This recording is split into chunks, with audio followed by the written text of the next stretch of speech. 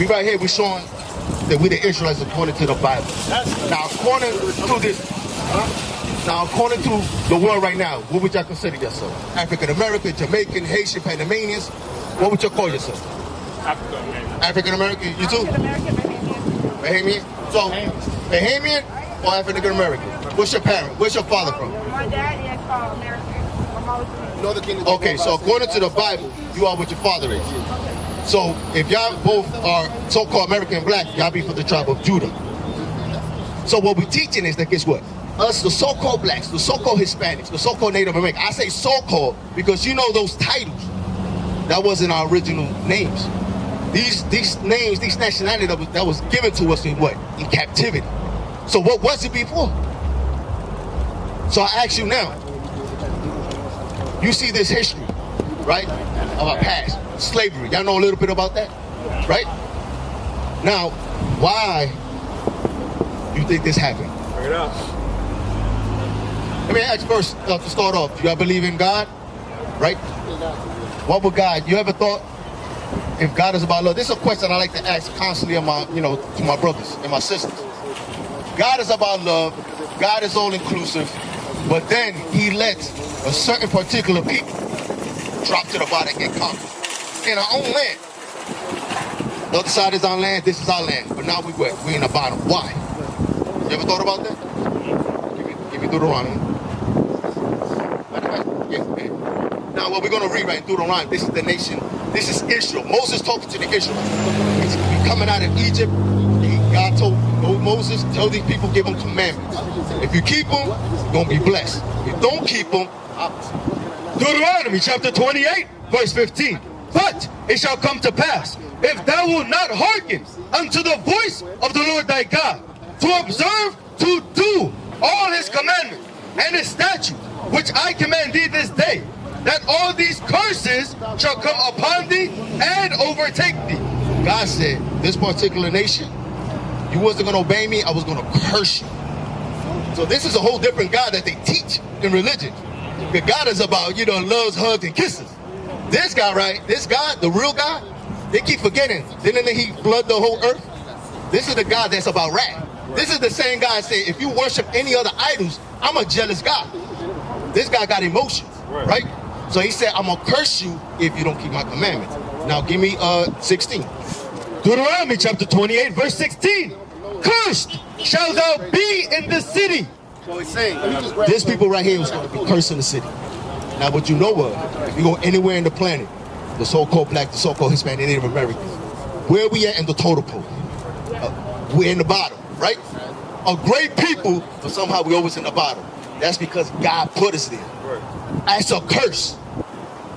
Cursed shall thou be in the city, and cursed shall thou be in the field. What was that? Back in the day, with what? Cotton fields, the sugarcane fields, tobacco fields. Now our career fields, we still curse. Because no matter how much money we make, it's still nothing compared to what the other nations. If they're able to pay our athlete millions of dollars, hundreds of millions, I'm gonna sign you, give you $100 million. How much he got in the bank? And if they try to say something, guess what? They'll take your money, take your endorsements. So we slave no matter what. Because the thing is, a lot of us think, since we don't have yokes no more, that we free. But you can't do whatever you want, can you? No. Now give me, what's that, 47? Deuteronomy chapter 28, verse 47. Because thou servest not the Lord thy God with joyfulness and with gladness of heart. So because God gave us everything, and we still wasn't satisfied. We wasn't happy to serve him. Because thou servest not the Lord thy God with joyfulness and with the gladness of heart, for the abundance of all things, therefore shalt thou serve thine enemies. See what the Lord said? He said we were going to serve our enemies.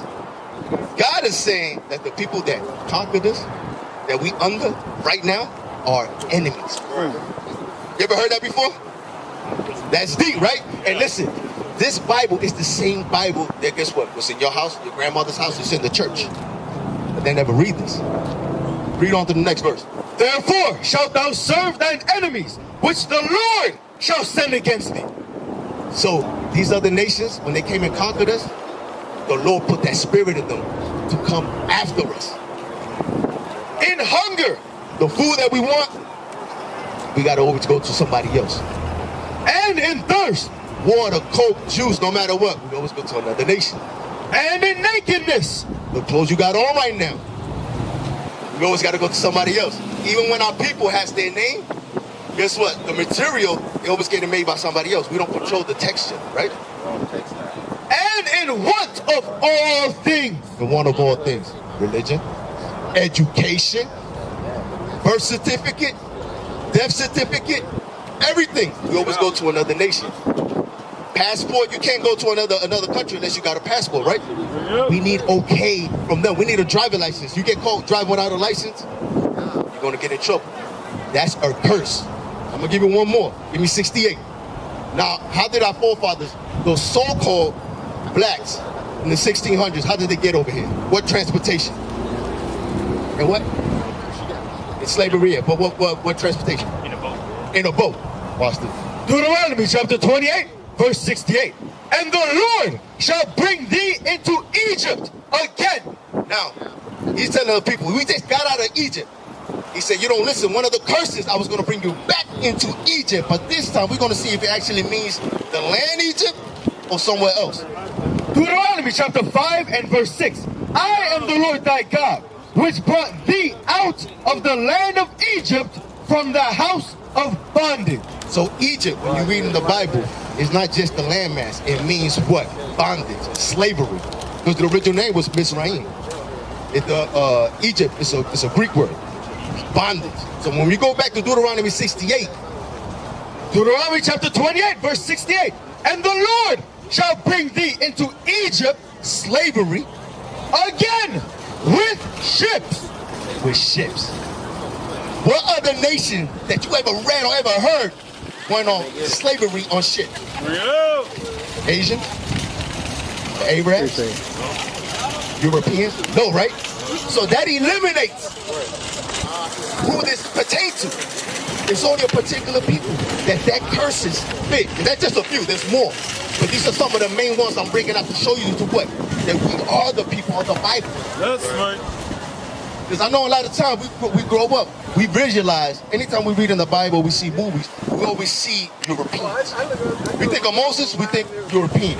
Christ, the angels, right? So we kind of have a certain disconnect with it. Now realize that everybody here is so-called people of color. This is our people. So now, do y'all agree that fit us? So now with that being said, I want to recap.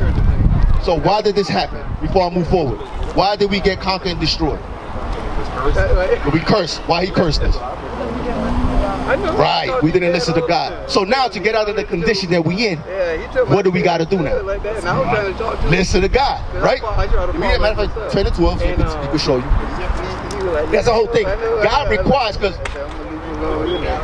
to serve the Lord, right? From what you know, what do the church tell you that you got to do? Pay tithes. They already came to the class.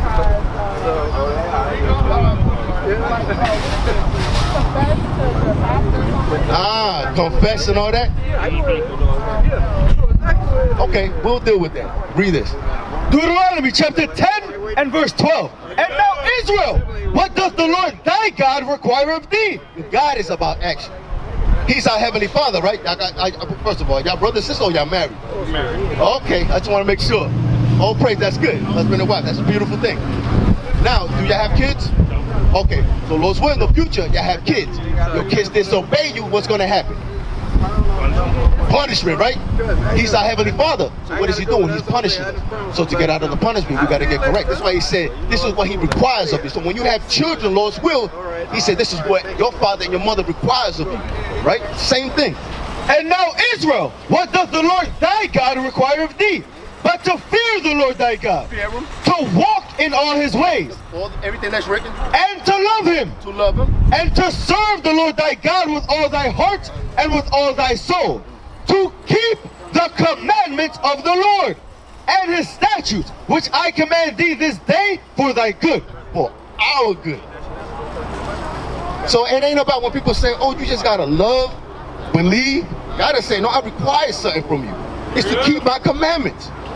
Now I want to hit something up real quick before we start hitting some commandments. Because he said, they tell you what? You got to give tithes, right? What is tithes according to the Bible, to your knowledge? From what I was told, you get 10% of your earnings. 10% of your earnings, right? Now mind you, the tithes we're going to read, because in Christianity they say we under the New Testament, right? What's going on, brother?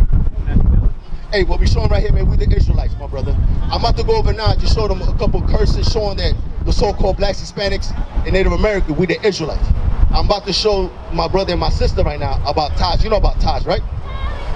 So 10% of your tithes, right? So I'm about to show you right now that the tithes that the churches are doing right now is completely different from what is actually written. Right. Deuteronomy chapter 14, verse 22. Thou shalt truly tithe all the increase of thy seed. Of thy seed. It was never money. It was what? Crops. When you read on, the tithes was what? For the Levitical priests, the Levites. Because when you read the history, they didn't have an inheritance. Like, you know, the tribe of Judah, Benjamin, all that. We all had a piece of land. The Levites was in every tribe's land because they was doing the service of the Lord. So it was up to us to provide for them. The what? The fruits, the lamb, and so on and so forth. Y'all with me? Thou shalt truly tithe all the increase of thy seed that the field bringeth forth year by year. And thou shalt eat before the Lord thy God in the place which he shall choose to place his name there. The tithe of thy corn, of thy wine, and of thine oil, and the firstlings of thy herds and of thy flocks, that thou mayest learn to fear the Lord thy God always. And if the way be too long for thee, because the spot was in Jerusalem. That's what the temple was, right? So now it's going to show you when it does hit about money. Now we're going to see if it's actually literally money and we give them money. Now it's talking about if the place is too far. So if our land is so far, we got all this cattle, all this fruit we about to bring to Jerusalem, but it's too far to carry, right? Because the food could turn bad, the animals could get hurt. And if the way be too long for thee, so that thou art not able to carry it, or if the place be too far for thee, which the Lord thy God shall choose to set his name there, when the Lord thy God hath blessed thee, then shalt thou turn it into money, and bind up the money in thine hand, and shalt go unto the place which the Lord thy God shall choose, and thou shalt bestow that money. So now we got the money, right? It's too far. That thing is like we in Jacksonville. It's like Miami. That's too far to carry all that. So I'm gonna sell all this thing. I'm gonna get the money, right? And thou shalt bestow that money for whatsoever thy soul lusteth after. So once we get to Miami, right? Quote, right? Now we're gonna start buying everything that we sold. Now we start buying the fruits again and corn, the oils, the firstlings over there. For oxen, or for sheep, or for wine, or for strong drink, or for whatsoever thy soul desireth. And thou shalt eat there before the Lord thy God, and thou shalt rejoice, thou and thine household. And the Levite that is within thine gates, thou shalt not forsake him, for he hath no part nor inheritance with thee. At the end of 3 years thou shalt bring forth all the tithe of thine increase the same year, and shalt lay it up within thy gates. Yeah. So you see? So that's tithe. And then once, at that time, we will bring that to the Levite. Now guess what? Is there any Levite priest now? No, right? Now, guess what? Our high priest is Christ. The temple is destroyed. So now, the church is always talking about, we're not under the Old Testament, we're under the New Testament. But for some reason, they go to the Old Testament for tithes. That's why it's beneficial to them. You see that? So that's what tithes is. Go ahead, read that. Acts chapter 4, verse 34. Neither was there any among them that lacked, for as many as were possessors of lands or houses sold them, and brought the prices of the things that were sold, and laid them down at the apostles' feet. And distribution was made unto every man according as he had need. So this is what our forefathers did, the apostles. They would gather the money. They wouldn't keep it and live luxury. They would gather these things, the money, and the people that had need, we would distribute it for the poor people. That's what we actually did. That's what we're supposed to do. What the churches don't do. They keep it to themselves. That's why they worth millions of dollars. They got jets, so on and so forth. Right. You understand? I got a question, my brother. Your belief. I see you got an aunt. What does that represent to you? King? Okay. So is anything else? Eternal life? Yeah. Okay. That aunt, do you know the history about that aunt? All right. You just, you got it to represent you to a king. Which you are, according to the Bible. You got to realize that ankh right there, that's actually an Egyptian custom. Are you aware that the Egyptians and the Israelites are two different people? They're not. Let me get that in Exodus. Because you're going to realize, I know, growing up, you start learning, everybody that's so-called black, be the same, right? It's not true according to the Bible, because at one time, everybody was dark. Everybody, because I don't want to go too much far, but at one time when you read Adam, Noah, the three sons, everybody was black. So they didn't all come from the same lineage. Exodus chapter 11 and verse 7. But against any of the children of Israel shall not a dog move his tongue against man or beast, that ye may know how that the Lord doth put a difference between the Egyptians, a black nation, a dark nation, and Israel, another dark nation. They said, I made a difference between these two dark nations, right? It's a difference. Yeah, both got woolly hair, both dark pigment, but it's two different people. A lot of us not knowing who we are, one of the curses that we will forget our nationality. That we will be, matter of fact, before you give me that, give me Deuteronomy, 29, grope at noonday. Deuteronomy chapter 28, verse 29. And thou shalt grope at noonday, as the blind gropeth in darkness. You know what grope is? Groping is you trying to find your way. When you're groping around, you're trying to find your way. You know what I'm saying? You're searching. As the blind gropeth in darkness. Right. And thou shalt not prosper in thy ways. And thou shalt be only oppressed and spoiled evermore. And no man shall save thee. That's one of the curses. At the time, we forgot who we are. So he said that it's going to be a time that, guess what? All of our people is going to start searching for a certain truth. We start searching certain things like Egyptology, Christianity, Islam, Catholicism, because we don't know. We used to scream black power while Heron was pushed. But at the end of the day, nothing's in vain. IUIC has been given a vision. The tents of Judah has risen. Many has attempted the mission, minor murmuring, omitting, and missing the mark. Just reading that he had the flame of fire in his eyes gave us the spark. We on Paul's mission. We out on the road, purple and gold, from Mexico, Cuba, Haiti, Ghana, Sierra Leone. 144,000 boots banging, concrete crackling. These are how men repented at heart. The scriptures is proof. IUIC, we deliver the truth.